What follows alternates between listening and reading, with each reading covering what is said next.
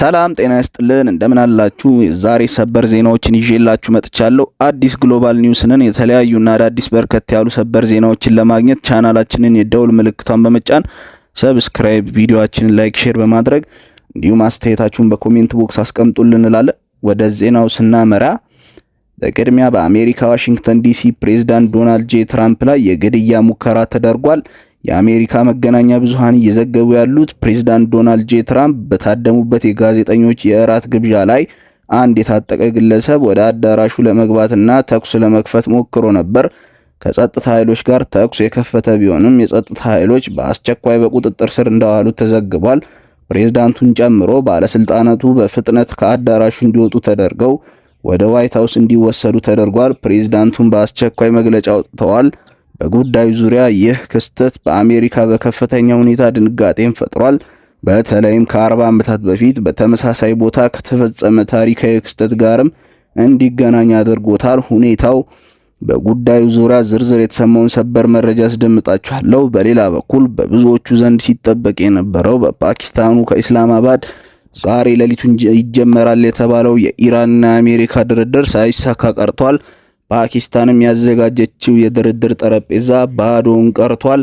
ኢራን በፍጹም ከአሜሪካ ጋር ለድርድር መቀመጥ እንደማትፈልግ ቅድመ ሁኔታዎች ካልተሰሩ በስተቀር ምንም አይነት ድርድር እንደማይኖር ስትገልጽ፣ የአሜሪካው ፕሬዝዳንት ዶናልድ ትራምፕ ወደ ኢስላማባድ ፓኪስታን ሊጓዝ የነበረውን ልዑካን ቡድናቸውን በመጨረሻ ደቂቃዎች ላይ ከጉዞ እንደሰረዘ አመልክተው ወደ ድርድር አንሄድም፣ ከዚህ በኋላ በሶስተኛ ሀገር መደራደር የሚባል ነገር የለም፣ እዛ ድረስ የምንጓዝበት ምክንያትም የለም ያሉት ትራምፕ ከፈለገች ኢራን ከዚህ በኋላ ስልክ አንስታ ሐሳቧን ስትቀይር ወደ ዋይት ሃውስ ትደውልልኝ ሲሉ ትራምፕን ተናግረዋል። ጉዳዩን አስመልክቶ በሰፊው ማስደምጣችሁ መረጃ ይኖራል።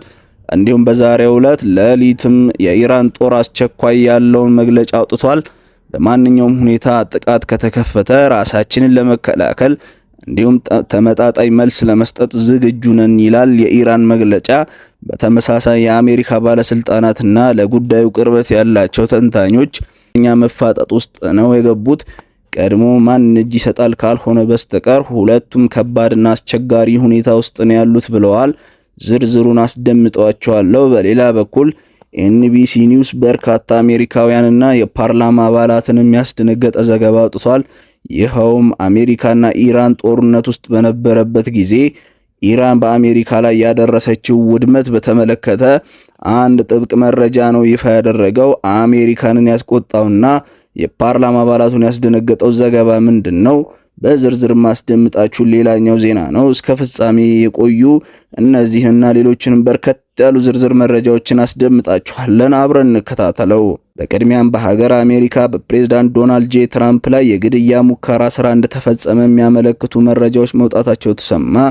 በኢትዮጵያ ሰዓት አቆጣጠር ትላንት እኩለ ሌሊት ላይ በዋሽንግተን ዲሲ በሚገኘው የዋሽንግተን ሂልተን ሆቴል ውስጥ ሲካሄድ የነበረውና በከፍተኛ ደረጃ የሚጠበቀው ዓመታዊ የዋይት ሃውስ የጋዜጠኞች የራት ግብዣ ባልታሰበና አስደንጋጭ በሆነ የጸጥታ የመደፍረስ ምክንያት በድንገት ለመቋረጥ ተገዷል ተብሏል። በአሜሪካ ፖለቲካዊና ሚዲያ ታሪክ ውስጥ ጉልህ ስራ ባለው በዚህ መድረክ ላይ ከባድ የተኩስ ሩምታ በመከፈቱ የዩናይትድ ስቴትስ ፕሬዝዳንት ዶናልድ ጄ ትራምፕ በከፍተኛ ጥድፊያ በጸጥታ ኃይሎቻቸው ታጅበው ከዚያ ፕሮግራም ላይ በፍጥነት እንዲወጡ ተደርጓል። መገናኛ ብዙሃን በቀጥታ ስርጭት ከዋሽንግተን እንደዘገቡት ከሆነ አንድ ታጣቂ መሳሪያ እንደያዘ ተኩስ ከፍቶ ጥበቃዎችን ጥሶ በመግባት የጥቃት ሙከራ ለማድረስ ሞክሯል ተብሏል።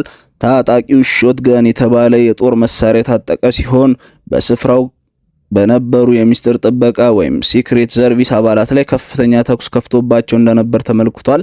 ይሁን እንጂ የአሜሪካው ፕሬዝዳንት የጥበቃ አባላት በለበሱት ጥይት የማይበሳው መከላከያ ጃኬት ምክንያት ምንም አይነት ጉዳት እንዳልደረሰባቸው ተገልጿል። ለፕሬዝዳንቱ የጥበቃ አባላትም ወዲያውኑ ተኳሹን በቁጥጥር ስር እንዳዋሉትም ተመልክቷል። ክስተቱ እንደተፈጠረ ሙሉ ትጥቅ ያደረጉ የጸጥታ አባላት የአስተዳደሩ ባለስልጣናትና ደህንነት ለማረጋገጥ በአዳራሽ ውስጥ በፍጥነት የገቡ ሲሆን ፕሬዝዳንቱን በፍጥነት ከስፍራው ከወሰዱ በኋላ አዳራሹን ሲጠብቁና ሲቃኙ ታይተዋል። ከፕሬዝዳንት ትራምፕ ጋር ምክትል ፕሬዝዳንት ጄዲ ቫንስ እንዲሁም የፕሬዝዳንት ዶናልድ ጄ ትራምፕ ባለቤት እና የካቢኔ አባላት በአሜሪካ የጸጥታ ኃይሎች በፍጥነት ከስፍራው እንዲወጡ ተደርጓል ተብሏል። የሲኤንኤን ዘጋቢዎች ከስፍራው እንዳሉት ከሆነ ምክትል ፕሬዝዳንቱና ፕሬዝዳንቱ በአስተማማኝ ሁኔታ ላይ ሆነው ከግብዣ ቦታ ወጥተው ወደ ዋይት ሃውስ ውስጥ ተወስደዋል ተብሏል። በአዳራሽ ውስጥ የነበረው ሁኔታ ቃል በቃል በሽብር የተሞላ ነበር በማለት የገለጹት በስፍራው የነበሩ የዓይን እማኞችና ጋዜጠኞች ፖለቲከኞች ስለነበሩ አስደንጋጭ ድባብ ለመገናኛ ብዙሃን ሁኔታውን እያጋሩ ነው። የኒውዮርክ ሪፐብሊካን ፓርቲ እንደራሴ የሆኑት ማይክ ሎን ለአክሲዮስ የዜና ወኪል ሲናገሩ ከፍተኛ የተኩስ ድምጽ ሰማን። የሚስጥር ጥበቃ አባላት ወይም ሴክሬት ሰርቪሱ በድንገት ወደ አዳራሹ በፍጥነት የገቡና ወደ ፕሬዝዳንቱ አምርተዋል። በአጭር ጊዜ ውስጥም አዳራሹ ሙሉ በሙሉ ሁላችንም ታዳሚዎች ከወንበር ላይ ወርደን ተኩስ ስንሰማ ከጠረጴዛ በታች ገባን ሲሉ ተናግረዋል። ጉዳዩን በተመለከተም በወቅቱ በስፍራው የነበረው የሲኤንኤን ጋዜጠኛ ቦልፍ ብሊትዘር ጥቃት ሲፈጸም ከዋናው አዳራሽ ውጪ በነበረበት ወቅት ያየውን አጋርቷል። በአቅራቢያ ባለው ኮሪደር ውስጥ የጥይት ድምጽ መስማት ጀመርኩ። ወዲያውኑ አንድ የፖሊስ መኪና መሬት ላይ ጥሎኝ ከላይ የጋረደኝ ሲል ጎልፍ ብሊት ስለተፈጠረው ሁኔታ ያስረዳል። አክሎም የፖሊስ መኮንኖቹ በፍጥነት ወደ ወንዶች መጸዳጃ ቤት ወስደው እንደደበቁትና ከሌሎች 15 ሰዎች ጋር በዚያው በመጸዳጃ ቤት ውስጥ ተዘግቶባቸው እንደቆዩ ገልጿል። በድንገት እጅግ አደገኛ የሆነ መሳሪያ የያዘ ሰው መተኮስ ጀመረ። እኔ ከነሱ ጥቂት ጫማዎች ብቻ ርቄ ነበርኩኝ። ሁኔታውን ስመለከት በእውነትም አስደንጋጭ ነበር ብለዋል። በተመሳሳይ ሌላኛው የሲኤንኤን ጋዜጠኛ ጄክ ታፈር በአዳራሹ ስለነበረው ትዕይንት ሲናገር በድንገት ከፍተኛ ድምጽ ሰማን። የሚስጥር ጥበቃ ወይም ሴክሬት ሰርቪስ አባላት በመካከላችን ባለው መተላለፊያ ወደ ፕሬዝዳንቱ ሲሮጡ አየን። ፕሬዝዳንቱ በመድረኩ ላይ ነበሩ፣ ነገር ግን ጥበቃዎቹ ወዲያውኑ አንጠልጥለው አስወጧቸው ብለዋል። እራት ግብዣው ላይ ታዳሚ የነበሩ ሰዎችም ከጠረጴዛ ስር ከወደቅን ጀምሮ በጉዳዩ ዙሪያ ኤፍቢአይ አስቸኳይ ምርመራ የጀመረ ሲሆን ተከታታይ መግለጫዎችን ለአሜሪካ ሕዝብ እንደሚሰጥም ገልጸዋል። ወደ መካከለኛው ምስራቅ ጉዳይ ወደ ኢራንና አሜሪካ ስናቀና በብዙዎቹ ተስፋ የተጣለበትና ከኢስላማባድ ፓኪስታን ይካሄዳል ተብሎ የነበረው የሰላም ድርድር መፍረሱ ተዘገበ። የአሜሪካው ተደራዳሪዎችም ወደ ፓኪስታን በዛሬው ዕለት ሌሊት ይገባሉ ተብሎ እየተጠበቀ ቢሆንም ትራምፕ ጉዞውን ያገዱ ሲሆን ከኢራን ጋር ድርድር የሚያስፈልግ አይመስለኝም፣ የተሻለ ሐሳብ እስከሚያመጡን ጠብቃቸው ብለዋል። በተመሳሳይ ኢራንም ከአሜሪካ ጋር ንግግር አያስፈልግም፣ በጫና ውስጥ የሚደረግ ንግግር ኢራን አትቀበልም ሲሉ ድርድሩን ውድቅ ማድረጋቸው ተዘግቧል። የኢራኑ የዜና ወኪል እንደዘገበው ከሆነ ፕሬዝዳንት መስዑድ ፔዜሽኪያን ከፓኪስታኑ ጠቅላይ ሚኒስተር ከሻሪፍ ጋር ዛሬ ሌሊቱን በስልክ መወያየታቸው ተዘግቧል። በዚህ የስልክ ውይይት ላይ ፔዜሽኪያን የገለጹት አሁን ላይ ዋነኛውና አንገብጋቢ ጉዳይ የመተማመን መንፈስ እንደገና መገንባት ብቻ መሆኑን ገልጸው ኢራን ጫናዎችና ዛቻዎችና በትራምፕ ያልተቋረጠ ከበባ ውስጥ ሆና ወደ ድርድር የመግባት ምንም አይነት የግዴታ ድርድርም ሆነ ምንም አይነት ግፊት እንደማትፈልግ ፕሬዝዳንቱ አብራርተዋል። በተለይም ዩናይትድ ስቴትስ በሆርሙዝ ባህረ ሰላጤ ላይ ጣለችውን የባህር ላይ እገዳና በኦማን ባህረ ሰላጤ ያላትን ወታደራዊ ህልውና ለዲፕሎማሲው ማነቆ ዋና አድርገው አቅርበውታል። ፕሬዝዳንት ፔዜሽኪያን ይህንን የአሜሪካን ተግባር በቅርብ ቀናት ውስጥ የጦርነት አዋጅና በዶናልድ ጄ ትራምፕ እንደገና ከመራዘሙ በፊት የነበረው የመጨረሻውን የተኩስ አቁም ስምምነት የጥሰት ድርጊት ነው ሲሉ ገልጸውታል። ስለሆነም ችግሮችን ለመፍታት የሚያስችል ምቹ ሁኔታን ለመፍጠር አሜሪካን በመጀመሪያ ወደ ኢራን ወደቦች የሚገቡና የሚወጡ መርከቦች ላይ ጣለችውን እገዳ ጨምሮ ሌሎችም ተግባራዊ እንቅፋቶችን በአስቸኳይ ማንሳት እንዳለባት ኢራን ከቅድመ ሁኔታ አስቀምጣለች ብለዋል። የፓኪስታን ጠቅላይ ሚኒስተር ጽህፈት ቤት ባወጣው መግለጫ መሰረትም ጠቅላይ ሚኒስተር ሻሪፍ ኢስላማባድ ቀጠናዊ ሰላምና ደህንነትን ለማስፈን የምታደርገውን ቀናና እውነተኛ ጥረት አሁንም እንቀጥላለን፣ ለጊዜው ግን የሰላም ድርድሩ ከሽፏል ብለዋል። እንዲሁም ጠቅላይ ሚኒስትሩ በማህበራዊ ትስስር ገጻቸው ላይ ባሰፈሩት መልእክት ጦርነቱን ለማስቆም ያለመውና ድርድር ለማካሄድ ኢራን በውጭ ጉዳይ ሚኒስተር አባስ አራግቺ የሚመራ ከፍተኛ የልዑካን ቡድን ወደ ኢስላማባድ ለመላክ ላደረገችው ውሳኔ ምስጋና እናቀርባለን፣ ቅድመ ሁኔታዎችንም ተቀበለናል በማለት ገልጸው ለጊዜው ግን የሰላም ድርድሩ እንደማይካሄድ ገልጸዋል። ይህ የኢራን የአልደራደርም ውሳኔ ከተሰማ በኋላ የአሜሪካም የራሷን እርምጃ ወስዳለች። የአሜሪካው ፕሬዝዳንት ዶናልድ ትራምፕ የልዩ መልእክተኛ ስቲቭ ዊትኮፍ እና የአማቻቸው ጃሬድ ኩሽነር የኢስላማባድ ጉዞ ጥቂት ደቂቃዎች ሲቀሩት በመጨረሻው ሰዓት ላይ በድንገት ተሰርዘዋል። ይህ ድንገተኛ ስረዛ በኢስላማባድ ሊካሄድ በታቀደውም በዚህ የቅርብ ጊዜ የድርድር ዙር ላይ ከፍተኛ የተባለው ጉዳዩ መጀመሪያ የተሰማው ፕሬዝዳንት ትራምፕ ትሩዝ ሶሻል በተሰኘው ማህበራዊ ትስስር ገጻቸው ላይ ስብሰባው መሰረዙን ባሳወቁበት ወቅት ነው። በመቀጠልም በፍሎሪዳ ለሚገኙ ጋዜጠኞች በሰፊው ማብራሪያ ሰጥተዋል። ትራምፕ በንግግራቸው የኢራን ተደራዳሪዎች ለአሜሪካቻቸው በኢስላማባድ ጥለውት ስለሄዱት ሰነድ አንስተው ኢራናውያን ያቀረቡት የሰላም እቅድ መኖሩን ቢገልጹም ሐሳቡ ግን ለኔ በፍጹም በቂ አይደለም ሲሉ አጣጥለውታል። ፕሬዝዳንት ዶናልድ ትራምፕ አክለውም ይህ ወደ ፓኪስታን የሚደረገው ጉዞ ረጅም ጊዜ የሚወስድና ብዙ ወጪ የሚጠይቅ መሆኑን እንዲሁም ለአሜሪካ ጥቅም በቂ የሆነ አዎንታዊ ውጤት ለማያስገኝ ነገር ከፍተኛ ተደራዳሪዎችን ፓኪስታን ድረስ መላኩ ተገቢ አይደለም በማለት ገልጸው ጉዞ እንዲሰረዝ አድርጊያለሁ ብለዋል። ዩናይትድ ስቴትስ ሁሉንም የመደራደሪያ ካርዶች በእጇ ይዛለች ያሉት ትራምፕ ደጋግመው የገለጹ ሲሆን አሁንም ብዙ ያልተመለሱ ጥያቄዎች ከኢራን በኩል አለን ብለዋል። ነገር ግን ዘጋቢዎች እንደሚሉት ከሆነ ይህ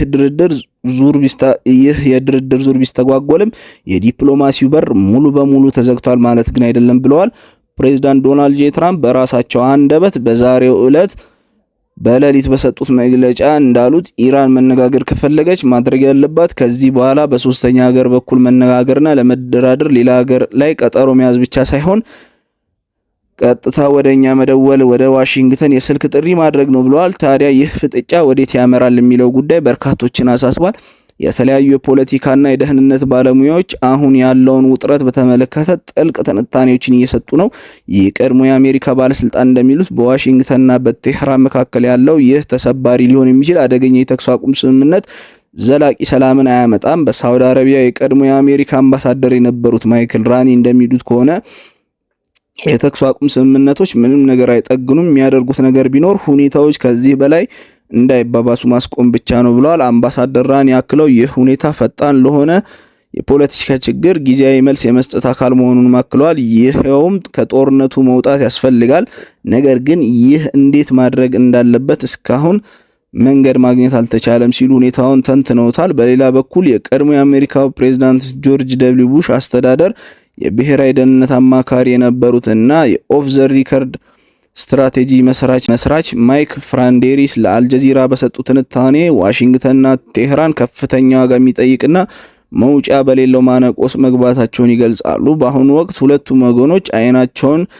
ለማሸት ወይም ደግሞ ወደ ኋላ ለማፈግፈግ አይፈልጉም። ኢራንም ሆነች አሜሪካ የመደራደር ፍላጎት የላቸውም፣ በአንጻሩ መሸሽም አይፈልጉም ብለዋል። ማይክ አክለውም ሲናገሩ ጉዳዩ አሁንም በውሃ ዳርቻ በሆርሙዝ ባህረ ሰላጤ ውሳኔ እንደማይገኝና እስከዚያውም ግን ጫናው ወደ ኢራንና ቻይና ማዘንበሉን አስረድተዋል።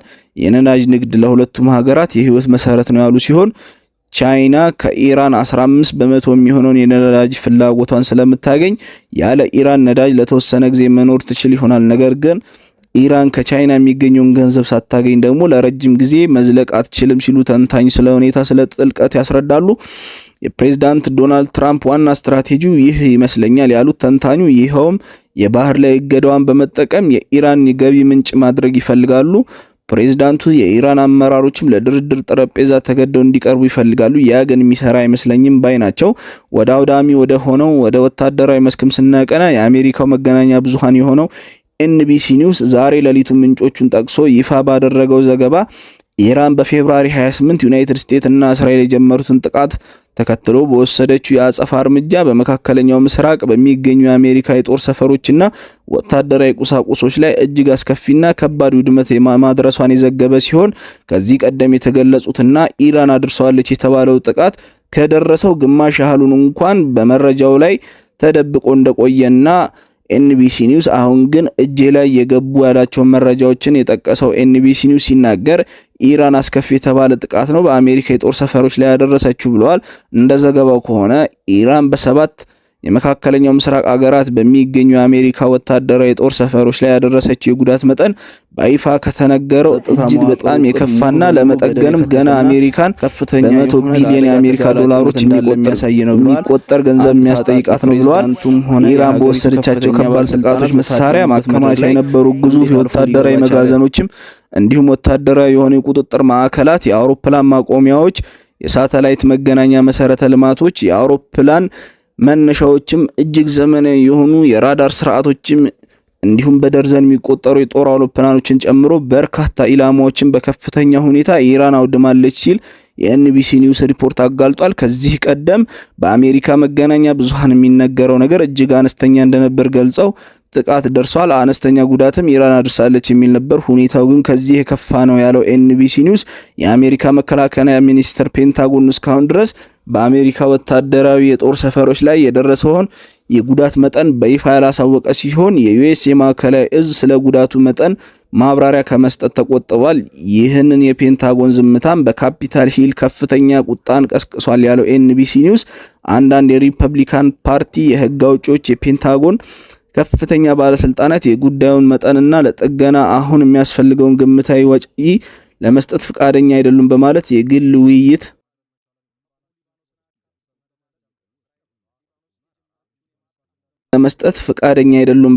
በግል ውይይቶች ላይ ከፍተኛ ቅሬታ እንዳስነሱም ኤንቢሲ ኒውስ አጋልጧል። አንድ የኮንግረስ ረዳት ለኤንቢሲ ኒውስ ባሻለኩት መረጃ ማንም ምንም የሚያውቀው ነገር የለም። ይህ የሆነው ደግሞ ጠይቀን አተን አይደለም፣ ለሳምንታት ስንጠይቅ ቆይተናል። ነገር ግን ፔንታጎን በታሪክ ከፍተኛ የሆነ በጀት እንዲጸድቅለት ብቻ እየጠየቀን ባለበት በዚህ ወቅት እንኳን ምንም አይነት የተብራራ መረጃ ለኮንግረሱ እየሰጠ አይደለም ብለዋል። ይህ በዚህ እንዳለ የኢራን ጦር በዛሬው ዕለት ሌሊት አስቸኳይ ማስጠንቀቂያ በማለት በወጣ መግለጫ የኢራን ጦር አሜሪካ ተጨማሪ ጥቃቶችን ለመክፈት እያሰበች እንደሆነ እናውቃለን ያለው የኢራን ጦር እጅግ ወሳኝ በሆነው የሆርሙዝ ባህረ ሰላጤ የንግድ መስመር ላይ ያለውንም ቁጥጥር አጠናክረን እንቀጥላለን። ሊከፈትበት ለታቀደው ጦርነትም ሁሌም እንደምንለው አሁንም ቢሆን አውዳሚ ጥቃት በጠላቶቻችን ላይ ለመሰንዘር ዝግጁ ነን ብለዋል። የኢራን ወታደራዊ ኃይል ታስሚኒ በተባለው የኢራን የዜና ኤጀንሲ ተጠቅመው ያወጣው የሌሊቱ መግለጫ እንዳለው የኢራን ጦር ኃይሎች ካታም አልአንቢያ በእዝ ባወጣው ማስጠንቀቂያ አጥቂዋ የአሜሪካ ጦር በቀጠናው የጀመረውን ከበባ የባህር ላይንና ዝርፊያ የሚቀጥል ከሆነ ከሀያሉ የኢራን ጦር ኃይሎች ጠንካራ ጸፋይ ምላሽ እንደከዚህ ቀደሙ እንደሚጠብቀው ሁሉም እርግጠኛ መሆን አለበት በማለት የገለጸው መግለጫው ጦሩ አክለውም በመግለጫው በአሜሪካና በእስራኤል ላይ ሌላ ጥቃት ከተሰነዘረብን እጅግ የከፋና አውዳሚ ጉዳት ለማድረስ ዝግጁና ቁርጠኞች ነን። በተመሳሳይ የጠላትን ባህሪና እንቅስቃሴ በቀጠናው እየተከታተልን ስትራቴጂካዊና የሆርሙዝ ባህረ ሰላጤ ማስተዳደር መቆጣጠራችን ታሪካዊ መብታችን ነው፣ እንቀጥልበታለን ሲሉ ገልጸዋል። በመጨረሻም በዚሁ የኢራን ጦርነት ላይ አልሳተፍም በማለት አንስቶ የአሜሪካ አውሮፕላኖች በግዛቴ እንዳያልፉ ስትል የከለከለችው ስፔን በአሜሪካ እርምጃ ሊወሰድባት እንደሆነ ተሰማ። አሜሪካ ስፔንን ከኔቶ ለማስወጣት ጥረት እያደረገች መሆኑ ነው